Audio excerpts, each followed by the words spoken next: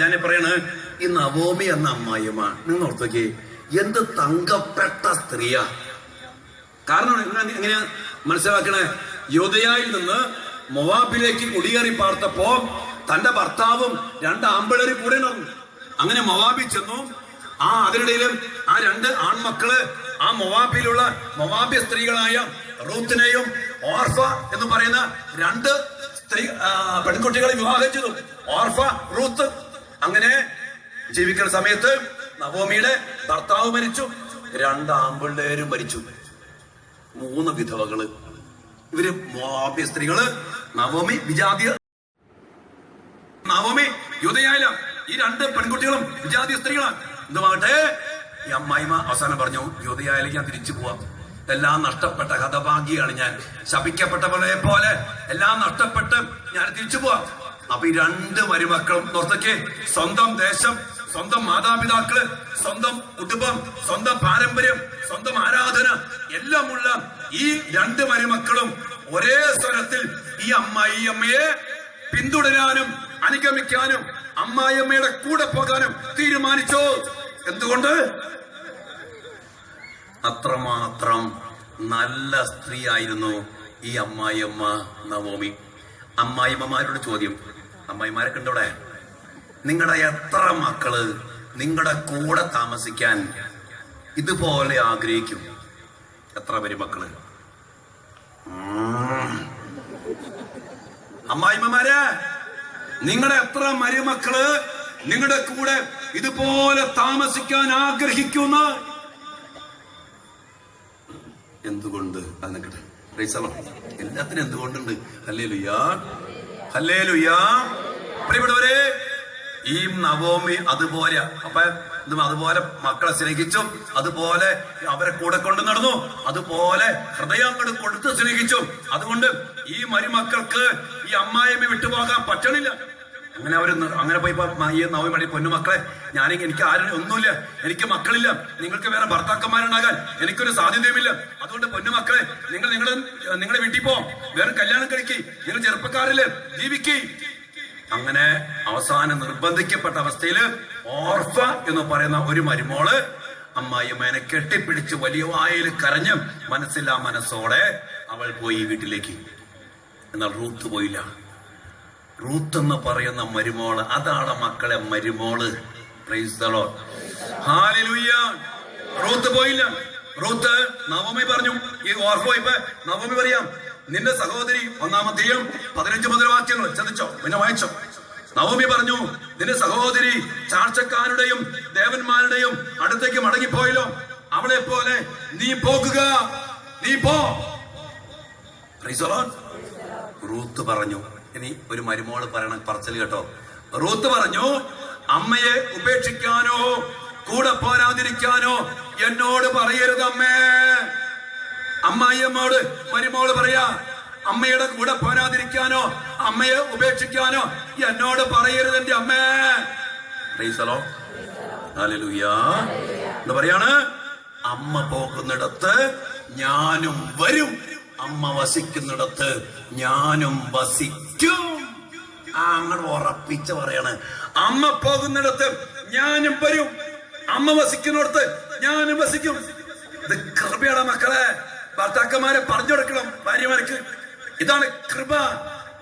ഇവിടെ എത്ര മരുമക്കൾ പറയും, അമ്മ പോകുന്നിടത്ത് ഞാനും പോരും, അമ്മ പള്ളി പോണോ ഞാനുണ്ട്, അമ്മ ആശുപത്രി പോണോ ഞാനും വരാമേ കൂടെ. എത്ര മരുമക്കൾ പറയും? മക്കളിങ്ങനെ ഇരിക്കേണ്ടത്. ഒരു കൊച്ചൻ കൈ വെക്കണു, ഞാൻ പറയുന്നു. പ്രൈസലോ, ഹല്ലേലൂയ. അമ്മ വസിക്കുന്നിടത്ത് ഞാനും വസിക്കും. എത്ര മരുമക്കൾ പറയും, അമ്മ വസിക്കണ്ടോ, അവിടെ ഞാനുണ്ട്, ഞങ്ങൾ പോയില്ലേ. ഇന്ന് കല്യാണം ഞാൻ പറയും, ചേട്ടാ നമുക്ക് മാറിപ്പാ, ഈ സാധനത്തെ ഒഴിവാക്കണം. അനുഭവം ഞാൻ പറയണില്ല, അങ്ങനെ ഇറങ്ങിപ്പോയ ടീമുകളുടെ അനുഭവം ഞാൻ ഒത്തിരി സമയം പറയണില്ല. ഒത്തിരി അങ്ങനെ ഇറങ്ങിപ്പോയ കുടുംബങ്ങളും മക്കൾ അനുഭവിക്കുന്നുണ്ട്. അപ്പൊ ഇവിടെ പറയാ, അമ്മ പോകുന്ന ഞാനും വരും, അമ്മ വസിക്കുന്ന ഞാനും വസിക്കും. അമ്മയുടെ ചാർച്ചക്കാർ എന്റെ ചാർച്ചക്കാരും അമ്മയുടെ ദൈവം എന്റെ ദൈവമായിരിക്കും. അമ്മയുടെ ചാർച്ചക്കാര് എന്റെ ചാർച്ചക്കാരായിരിക്കും. ഒരു ബന്ധമാണ് മക്കളെ. കുടുംബത്തിൽ കയറി വരുമ്പോണ്ടല്ലോ ഓർക്കണം, അമ്മയുടെ മക്കള്, അമ്മയുടെ സഹോദരങ്ങള്, അമ്മയുടെ ചാർച്ചക്കാരും എന്റെയും കൂടി ചാർച്ചക്കാരായിട്ട് എടുക്കണം മരുമക്കള്. ഈ റൂത്ത് പറയാ, അമ്മയുടെ ചാർച്ചക്കാര് എന്റെ ചാർച്ചക്കാരും, അമ്മയുടെ ദൈവം എന്റെ ദൈവ. അങ്ങനെ പറയാ. ഇന്ന് കല്യാണം കഴിഞ്ഞ് കയറി വന്നാ ചില മരുമക്കളും അറിയും, അമ്മയുടെ മോള് വന്ന ദുട്ടാ, അമ്മയുടെ മോളെ ആരാണത്? സ്വന്തം ഭർത്താവിന്റെ പെങ്ങളെ പറയണേ. അമ്മയുടെ മോൾ നാത്തൂൻ, അമ്മയുടെ മോള് വന്ന JCB കമത്തി പോലെയാ. എന്താണ് JCB കമത്താന്ന് പറഞ്ഞാ? ഓളതൊക്കെയാണ് കമത്തി കൊടുക്കുക അമ്മയുടെ മോളെന്ന. എന്നാ ഒരിക്കണം ഭർത്താവിന്റെ പെങ്ങളാ. ഇവളെന്താ പറഞ്ഞേ റൂത്ത്? അമ്മയുടെ ചാർച്ചക്കാര് എന്റെയും ചാർച്ചക്കാരാ. നമ്മുടെ തോബിയാസിന്റെ ഭാര്യ ഇല്ലേ സാറയില്ലേ? സാറയുടെ അപ്പനല്ലേ ഏതിനാ? ഈ അപ്പൻ കല്യാണം കഴിഞ്ഞ് മോളെ പറഞ്ഞു വിടുമ്പോ മോളോട് പറഞ്ഞു വിടുന്ന രംഗമുണ്ട് 10-ാം അധ്യായത്തില്, വായിക്കണം. അറിയോ? മോളെ, നീ തോബിയാസിന്റെ കൂടെ വീട്ടിൽ പോവാ. ഇനിമേൽ അവരാണ് നിന്റെ മാതാപിതാക്കൾ. ആര്? ഭർത്താവിന്റെ മാതാപിതാക്കളെ നീ ബഹുമാനിക്കണം. ഇനിമേൽ അവരാണ് നിന്റെ മാതാപിതാക്കൾ. നീ അവരെ സ്നേഹിക്കണം. അവരെ, നിന്നെ കുറിച്ച് അവരിൽ നിന്ന് നല്ലതു മാത്രം കേൾക്കാൻ ഇടയാകട്ടെ ട്ടോ മോളെ എന്ന് പറഞ്ഞ് ആ മോളെ കെട്ടിപ്പിടിച്ച് ചുംബിച്ച് ഈ അപ്പൻ തോബിയാസിന്റെ കയ്യിലേൽപ്പിച്ച് വിടുക. പൊക്കോ. ഇനിമേൽ ആ തോബിയാസിന്റെ അപ്പനും അമ്മയാണ് നിന്റെ മാതാപിതാക്കള്. ഇന്ന് എത്ര കാരണവന്മാരും മക്കളെ ഇങ്ങനെയൊക്കെ പറഞ്ഞു വിടും ഭർത്താവിന്റെ വീട്ടിലേക്ക്. ഇന്ന് വേറൊരു പ്രശ്നമാണ്, കെട്ടിച്ചു വിട്ടാലും അമ്മയുടെ കൺട്രോളാ. മോളെ ഇപ്പൊ എന്തെടുക്കണേ? ഈ വിളി തന്നെ വിളി. ഭർത്താവിന്റെ വീട്ടിൽ പോയി ആ അപ്പനാമ എന്തെങ്കിലും പറഞ്ഞ നീ അവിടെ കിടക്കണ്ടി പോരടി. നാളെ ചെറുക്കൻ പറയാണ്, എന്റെ അച്ഛ എന്റെ ഭാര്യ എന്ന് പറഞ്ഞ എപ്പോഴും അവളുടെ അമ്മേനെ വിളിച്ചു. ഒരു ഫോണുണ്ട്, എന്തെടുത്താലും അമ്മേനെ വിളിച്ചിട്ട് അവൾ തീരുമാനിക്കുന്നു. അമ്മ പറഞ്ഞ കാര്യം എന്റെ അപ്പനോട് മിണ്ടില്ല, അമ്മയോട് മിണ്ടില്ല. ഇവിടെ ഏതാണ്ട് ശത്രു പോലെ ജീവിക്കുന്നുള്ളൂ. എന്തിനാ അമ്മ വിളിക്കും? അവളാണ്, അമ്മയാണ് ഏറ്റവും പ്രശ്നം വെച്ചാൽ. എന്നിട്ട് അവൾ പറയാണ്, എന്റെ കൂടെ എങ്ങനെ കിടക്കണമെന്ന് വരെ ഫോൺ വിളിച്ച് അമ്മയോട് ചോദിച്ചിട്ടാ വന്ന് കിടക്കണേ. എന്ത് ഭാര്യത്? എത്ര ഇപ്പൊ ഒരു ധ്യാനത്തിന് വരെ ടീം വരാൻ വേണ്ടി ആഴ്ച 7-ാം മാസം ഡൈവോഴ്സ് ആയിട്ട് ഇപ്പൊ 1.5 വർഷമായി. കൊച്ചുണ്ടായാലും ഇടയ്ക്ക് ആ കൊച്ചിന്റെ ബർത്ത്ഡേ വരെ ഭർത്താവിനെ അറിയിച്ചിട്ടില്ല. സ്വന്തം കൊച്ചിന്റെ അപ്പനെ കൊച്ചിന്റെ ബർത്ത്ഡേ അറിയിച്ചല്ല. 7-ാം മാസം ഡൈവോഴ്സ് ആയിട്ട് 1.5 വർഷമായി വേറിട്ട് നിൽക്കണു. ഈ അമ്മയുടെ ഒറ്റ സ്വഭാവം കാരണം. എന്റെ പൊന്നു മക്കളെ, മാതാപിതാക്കളെ, കുടുംബത്തിൽ വളർച്ചയ്ക്കനുസരിച്ച് ചില മാറ്റങ്ങളും ചില ബന്ധങ്ങളൊക്കെ ഉണ്ട്. അത് ശത്രുബന്ധമല്ല. അവിടെ സ്നേഹിക്കാനും ഐക്യത്തിൽ ജീവിക്കാനും കൃപയിൽ വളരാനും ദൈവത്തെ വിളിച്ച് ഇടപെടുത്താനും സാധിക്കണം. അപ്പോൾ റൂത്ത് പറയാ, അമ്മയുടെ ചാർച്ചക്കാര് എന്നിമേൽ എന്റെ ചാർച്ചക്കാരാ. അമ്മയുടെ ദൈവം എന്റെ ദൈവമായിരിക്കും. ഇവിടെ പറയാണ്, അമ്മ മരിക്കുന്നിടത്ത് ഞാനും മരിച്ച് അടക്കപ്പെടും. എന്റെ ദൈവമേ. എന്നിട്ട് പറഞ്ഞേ, അമ്മ എവിടെ മരിക്കണോ അവിടെ ഞാനും മരിച്ചറിഞ്ഞു. എത്ര പേര് പറയും അങ്ങനെയൊക്കെ? ഇതാണ് മക്കളെ മരുമക്കള്. ഹല്ലേലൂയ. അവർക്ക് പറഞ്ഞു ഹല്ലേലൂയ. അങ്ങനെ പിന്നെ പറയാണ്, മരണം തന്നെ എന്നെ അമ്മയിൽ നിന്ന് വേർപെടുത്തിയാൽ കർത്താവ് എന്ത് ശിക്ഷയും എനിക്ക് നൽകിക്കൊള്ളട്ടെ. അവൾ തന്നോട് കൂടെ പോരാൻ ഉറച്ചു എന്ന് പറഞ്ഞ് നവോമി അവളെ പിന്നെ നിർബന്ധിച്ചില്ല. അങ്ങനെ കൂടെ പോയി. പിന്നെ നമുക്ക് ചരിത്രം അറിയാലോ. അവള് യൂദയായിലെത്തി. നവോമിയുടെ ചാർച്ചക്കാരനുമായിട്ടുള്ള ബോവാസുമായിട്ടുള്ള റൂത്തിന്റെ വിവാഹം കഴിഞ്ഞു. ആ ബോവാസിൽ നിന്ന് റൂത്തിലെ കൊച്ചുണ്ടായി. പ്രൈസലോ, ഹല്ലേലൂയ. ചരിത്രം അങ്ങനെ കൊച്ചുണ്ടായി കഴിഞ്ഞപ്പോ അവിടെയുള്ള സ്ത്രീകൾ ഒരുമിച്ച് കൂടി നവോമിയുടെ അടുത്ത്. അവിടെ പറയാണ്, അപ്പോൾ സ്ത്രീകൾ നവോമിയോട് പറഞ്ഞു. എപ്പോഴാണ്? കൊച്ചുണ്ടായി. അവൾ ഗർഭിണിയായി ഒരു പുത്രനെ പ്രസവിച്ചു, റൂത്ത്. അപ്പോൾ സ്ത്രീകൾ നവോമിയോട് പറഞ്ഞു, നിനക്കൊരു പിന്തുടർച്ചാവകാശിയെ നൽകിയ കർത്താവ് വാഴ്ത്തപ്പെട്ടവനാകട്ടെ. ശ്രദ്ധിച്ചേ, അവസാനിക്കാൻ പോവാ. നിനക്ക് ഒരു പിന്തുടർച്ചാവകാശിയെ നൽകിയ കർത്താവ് വാഴ്ത്തപ്പെട്ടവനാകട്ടെ. ആ അവകാശി ഇസ്രായേലിൽ പ്രസിദ്ധിയാർജിക്കും. ആ അവകാശി ഈ കൊച്ച്, ഈ റൂത്തിലുണ്ടായ ഈ കൊച്ച് ഇസ്രായേലിൽ പ്രസിദ്ധിയാർജിക്കും. പ്രിയപ്പെട്ടവരെ, നമ്മുടെ മക്കൾ പ്രസിദ്ധിയാർജിക്കണമെങ്കിൽ, നമ്മുടെ മക്കൾ നന്നായിട്ട് വളരണമെങ്കിൽ, നമ്മുടെ മക്കൾ നന്നായിട്ട് പഠിക്കണമെങ്കിൽ, നമ്മുടെ മക്കൾ വിശുദ്ധിയിൽ ജീവിക്കണമെങ്കിൽ, പ്രസിദ്ധിയാർജിക്കണമെങ്കിൽ, കണ്ടോ, ഈ അമ്മായിയമ്മയോട് മക്കൾ പറയാ, പ്രസിദ്ധിയാർജിക്കും, അവൻ നിനക്ക് നവജീവൻ പകരും. നിന്റെ പേരക്കിട, നിന്റെ മോന്റെ മക്കള്, മോളുടെ മക്കള് നിനക്ക് നവജീവൻ നൽകും എന്ന് പറയാണ്. വാർദ്ധക്യത്തിൽ നിനക്ക് താങ്ങായിരിക്കും. എന്തായിരിക്കും വാർദ്ധക്യത്തിൽ? എന്താണ് താങ്ങെന്ന് പറഞ്ഞ? ഇങ്ങനെ താങ്ങി പിടിക്കും. വേറൊരു താങ്ങുണ്ട്. അങ്ങനെ 2 ടൈപ്പ് താങ്ങുണ്ട്. ചിലർക്ക് പിള്ളേര് വാർദ്ധക്യത്തിൽ മറ്റേ താങ്ങായിരിക്കും, ചിലർക്ക് ഇതിങ്ങനെ താങ്ങി പിടിക്കും. ചിലർക്ക് താങ്ങാണ്. പ്രിയപ്പെട്ടവരെ, ഈ താങ്ങല്ല, ഈ താങ്ങ് നിനക്ക് താങ്ങായിരിക്കും ഈ കൊച്ച്. എന്നാൽ എന്ത് പറയാണ്? നിന്നെ എന്തെന്നാൽ താങ്ങായിരിക്കും എന്ത് പറയാണ്? കാരണം പറയാം, എന്തെന്നാൽ നിന്നെ സ്നേഹിക്കുന്നവളും 7 പുത്രന്മാരെക്കാൾ വിലപ്പെട്ടവളുമായ നിന്റെ മരുമോളാണ് ഈ കൊച്ചിനെ പ്രസവിച്ച. ഈ കൊച്ചിനെ പ്രസവിച്ചതുണ്ടല്ല, നിന്നെ അമ്മയെ സ്നേഹിക്കുന്നവളും 7 പുത്രന്മാരെക്കാൾ വിലപ്പെട്ടവളുമായ ഈ റൂത്ത് മരുമോള ഈ കൊച്ചിനെ പ്രസവിച്ച്. അതുകൊണ്ട് ഈ കൊച്ചൊരിക്കലും മോശക്കാരനാവില്ല. ഈ കൊച്ച് ഇസ്രായേലിൽ പ്രസിദ്ധിയാർജിക്കണം. ഇങ്ങനെയുള്ള സ്ത്രീകൾ പ്രസവിക്കണമെന്ന് ഞാൻ പറയുന്നു. ഇല്ലാത്തിരികൾ പ്രസവിച്ചില്ലേലും കുഴപ്പമില്ല. ഹല്ലേലൂയ. ഈ അമ്മായിമ്മ പോരും, ഈ അമ്മായിമ്മയുടെ കുറ്റം ഭർത്താവിനെ കൊണ്ട് പറഞ്ഞ് അമ്മേനെ, അങ്ങനെ ചില പിശാചികളുണ്ട്. ഭർത്താവ് വരുമ്പോ തന്നെ അമ്മായിമ്മയുടെ കുറ്റം പറയിച്ച് ഈ ഭർത്താവിനെ കൊണ്ട് അമ്മേനെ തെളിപ്പിക്കും. നമ്മളെ തന്ത് ഇങ്ങനെയൊക്കെ അമ്മായിമ്മ പോരും വച്ചിട്ട് അതിനിടയ്ക്ക് ഗർഭം ധരിക്കും, കൊച്ചുണ്ടാവും. ആ കൊച്ച് പ്രസിദ്ധിയിൽ ആർജിക്കാൻ പോണ പൊന്നെ. Price the Lord. ഹല്ലേലൂയ. മിണ്ടാത്ത നിങ്ങള്. ഹല്ലേലൂയ. എല്ലാവർക്കും പ്രശ്നം കൊച്ചുങ്ങൾ പഠിക്കണില്ല, കൊച്ചുങ്ങൾ വഴുതെറ്റി പോയി, ഇടയ്ക്ക് പഠിച്ചു പോയി. നീ ഓർക്ക്, നിന്റെ അമ്മയമ്മയുള്ള ബന്ധം, അപ്പനായിട്ടുള്ള ബന്ധം, അമ്മയുള്ള ബന്ധം, മക്കളുടെ ബന്ധം, അപ്പനായിട്ടുള്ള, ഇതൊക്കെ ഓർക്കണം.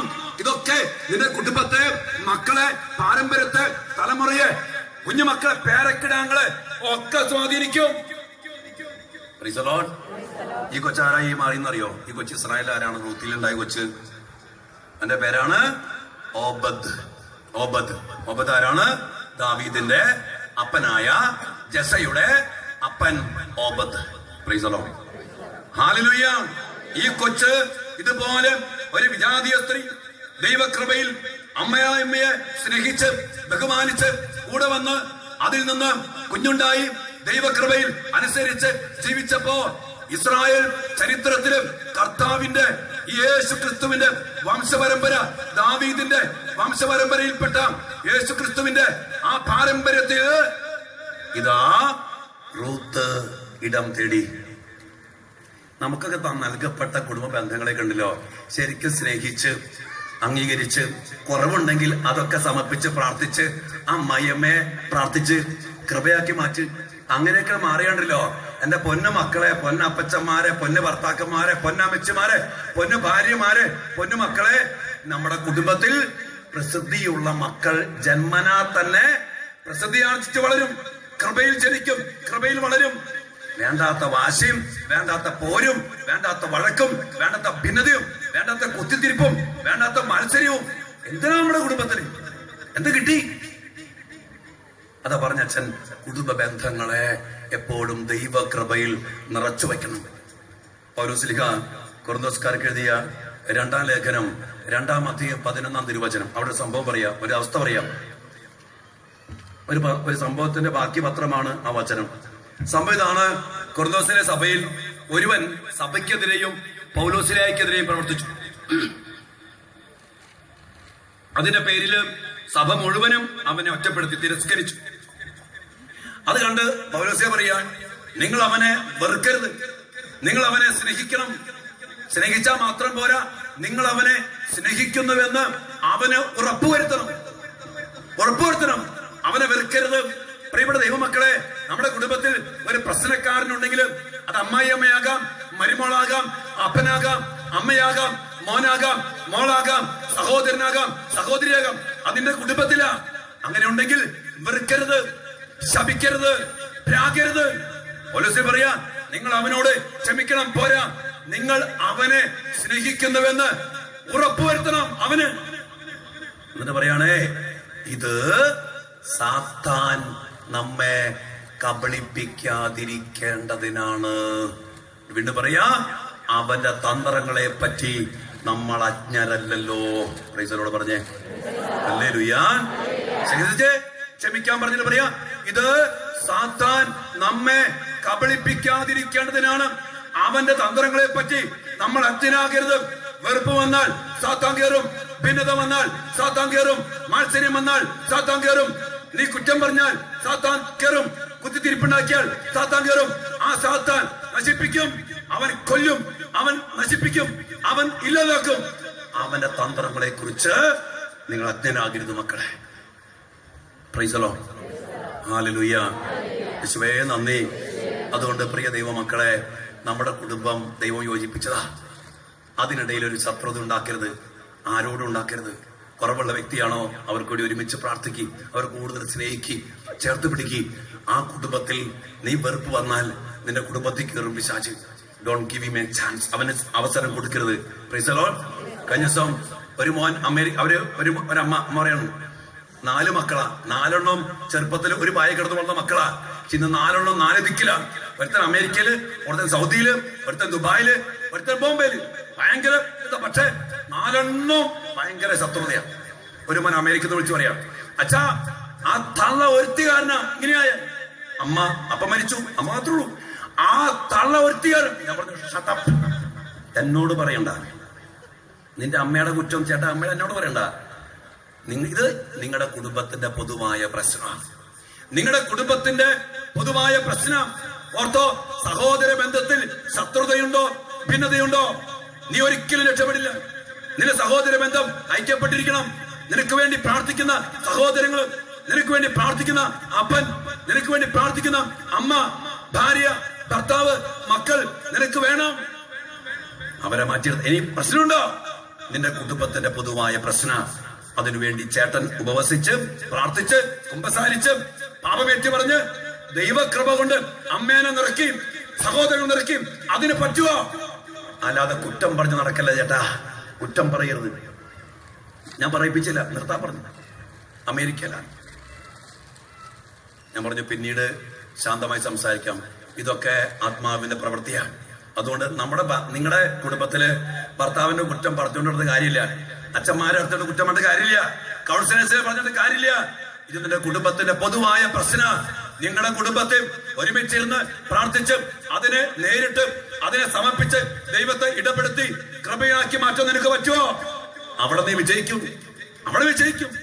അതുകൊണ്ട് പ്രിയ ദൈവമക്കളെ, കർത്താവ് നൽകിയ കുടുംബത്തെ ഏതെങ്കിലും തിന്മയുടെ സ്വാധീനങ്ങൾ കയറ്റി നശിപ്പിക്കാതെ അത് കയറി വരാൻ സൂക്ഷിക്കാം. ഇപ്പോൾ എന്തെങ്കിലും ഉണ്ടെങ്കിൽ അതിനെ കർത്താവിന്റെ നാമത്തിൽ ബലിയുടെ യോഗ്യതയിൽ നിർവീര്യമാക്കി ബഹിഷ്കരിച്ച് നമ്മുടെ കുടുംബങ്ങളെ, നമ്മുടെ ബന്ധങ്ങളെ, പാരമ്പര്യത്തെ, തലമുറയെ, വരും തലമുറകളെ, വസിക്കുന്ന വീടിനെ. ഇനി കലകം വെറുപ്പ് വച്ചാണ്ടല്ലോ എന്റെ വീട്ടില് പിശാചി കയറും. ഇന്ന് പല വീടുകളിലും പിശാചി കയറിയിരിക്കുക. വസിക്കണ മുറിയിൽ പിശാചുണ്ട്. ഓരോ അടുക്കളയിലെ പിശാചുണ്ട്. നിന്റെ ലിവിംഗ് റൂമിലെ പിശാചുണ്ട്. അവിടെ നിന്ന് കലകവും ഒച്ചപ്പാടും വാശിയും വെറുപ്പും കണ്ട മിണ്ടൂല, മോന്തുറപ്പിച്ചെടുക്കും പിശാച്.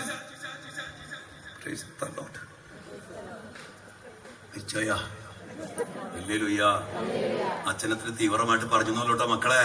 പോസിറ്റീവായിട്ട് എടുക്കുക, കൃപയ്ക്ക് വേണ്ടി പ്രാർത്ഥിക്കാം, ജീവിതത്തെ കുടുംബങ്ങളെ ക്രമപ്പെടുത്തുക, കുടുംബത്തിൽ സാത്താനുകാരെ ഇടം കൊടുക്കാണ്ടിരിക്കുക.